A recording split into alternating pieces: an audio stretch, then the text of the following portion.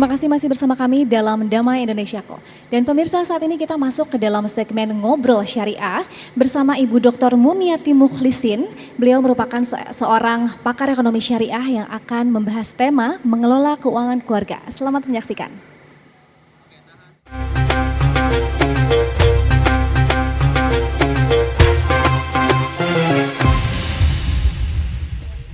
Baik, terima kasih pemirsa. Kita di segmen Ngobrol Syariah bersama Ibu Murniati Mukhlisin atau biasa yang dipanggil Madam Ani ya. Assalamualaikum, sehat Madam? Waalaikumsalam warahmatullahi wabarakatuh. Alhamdulillah sehat. Alhamdulillah sehat. Nah, ini perkara ekonomi syariah atau bagaimana menata atau mengelola keuangan nih, Madam.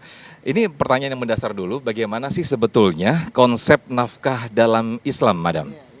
Ya, terima kasih Mas Sofian. Alhamdulillah nafkah dalam Islam ini sering memang dijadikan topik pembicaraan sehari-hari ya Mas Sofian ya. Tapi kita sebagai umat Islam, keluarga Muslim harusnya merujuk kepada aturan-aturan syariah.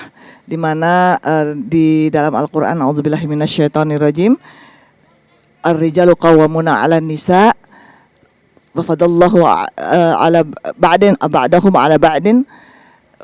Ini menyatakan bahwa laki-laki itu adalah pelindung wanita. Di tafsirnya dijelaskan bahwa laki-laki itu suami, wanita itu istri. Jadi memang diberikan kelebihan oleh Allah Subhanahu wa taala sebagian laki-laki untuk sebagian perempuan, yang dimana kemudian nafkahnya diambil dari hartanya laki-laki. Nah, jadi di sini disebutkan atau dijelaskan bahwa laki-laki lah yang wajib memberikan nafkah kepada istri dan anak-anak yang ditanggungnya. Nah, ini termasuk tentang bagaimana ketika istri itu dia juga berpenghasilan, juga mencari nafkah, atau bahkan ketika nafkahnya itu ternyata lebih besar daripada suami. Ini sering terjadi konflik. Ini bagaimana nih pendapat dari Madam? Ya, kalau dari lagi-lagi dari rujukan itu tentunya seorang istri yang diberikan izin oleh suaminya harus mendapatkan izin ya untuk mencari maisha di luar atau rezeki dari luar, dan tentu saja ini bukan disebut nafkah tapi lebih kepada sedekah.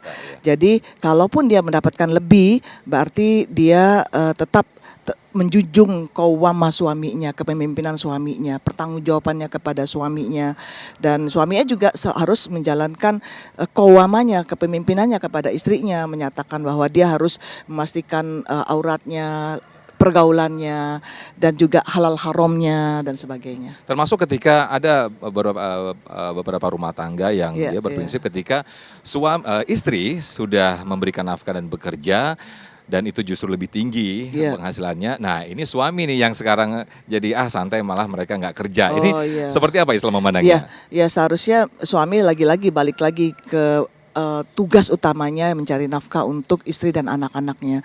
Jadi istri tidak kasihan juga harus dibebankan untuk mencari penghasilan, dan juga dia harus mengurusi rumah tangganya padahal dia tidak wajib bagi istrinya. Jadi suami harus mengembalikan kodratnya sebagai seorang suami, sebagai seorang laki-laki, yaitu mendapatkan atau menjalankan pertanggungjawaban dia sebagai kepala rumah tangga. Oke, termasuk juga tentang pengelolaan keuangan rumah tangga. Ini menurut konsep Islam sendiri, menurut ekonomi syariah seperti apa, Madam Ani? Ya, jadi pengelolaan keuangan ini saya senang sekali nih ya Mas Sofian.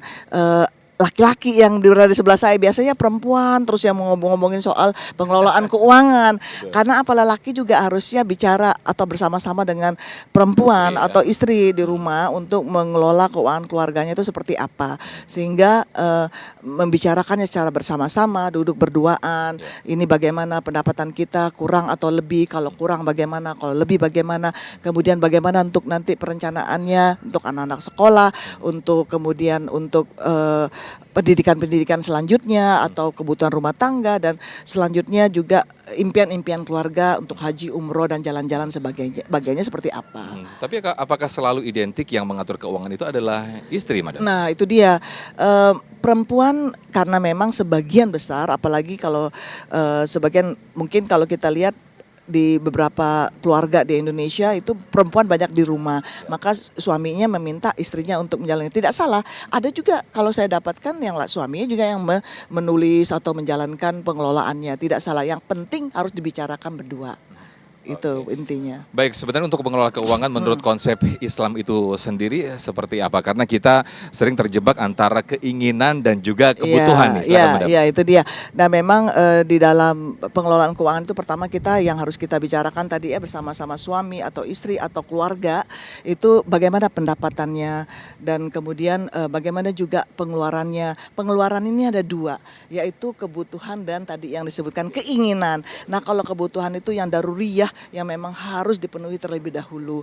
Nah, maka dari itu pengelolaannya bagaimana? Yang pertama kita harus keluarkan dari jumlah uang yang kita dapatkan atau pendapatan yang kita dapatkan secara standar kita dapat mengeluarkan 10% untuk zakat, infak, sedekah dan hadiah-hadiah. Kemudian secara bayar hutang harus wajib dahulu 30%, kemudian baru investasi dan kemudian pengeluaran keinginan tadi ya, kebutuhan dan keinginan tadi 40%-nya. Jadi sudah distandarkan dan kalau bisa dibicarakan terus kalau ada perubahan-perubahan setiap waktunya. Sebetulnya yang diprioritaskan adalah kebutuhan ya, Madam. Kebutuhan. Karena kalau keinginan itu tidak ada selesai-selesainya. Selesai-selesainya. Baik, terima kasih Ya. Madam Ani. Mudah-mudahan Sama-sama. kita semua bisa lebih pintar lagi, lebih bijak lagi Allah. untuk dalam pengelolaan keuangan, Insya terutama Allah, pengelolaan insya yang syar'i. Baik, terima kasih dan pemirsa Dawai Indonesiaku akan kembali usai jeda. Tetaplah bersama kami.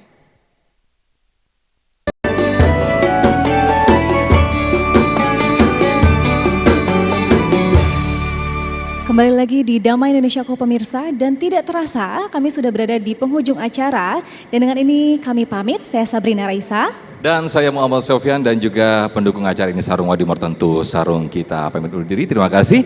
Wassalamualaikum warahmatullahi wabarakatuh. Bismillahirrahmanirrahim. Alhamdulillahi rabbil alamin. Allahumma salli ala sayyidina Muhammadin fil awwalin wal akhirin. ربنا تقبل منا إنك أنت السميع العليم وتب علينا إنك أنت التواب الرحيم ربنا آتنا في الدنيا حسنة وفي الآخرة حسنة وقنا عذاب النار بفضل سبحان ربك رب العزة عما يصفون وسلام على المرسلين والحمد لله رب العالمين. السلام عليكم ورحمة الله وبركاته.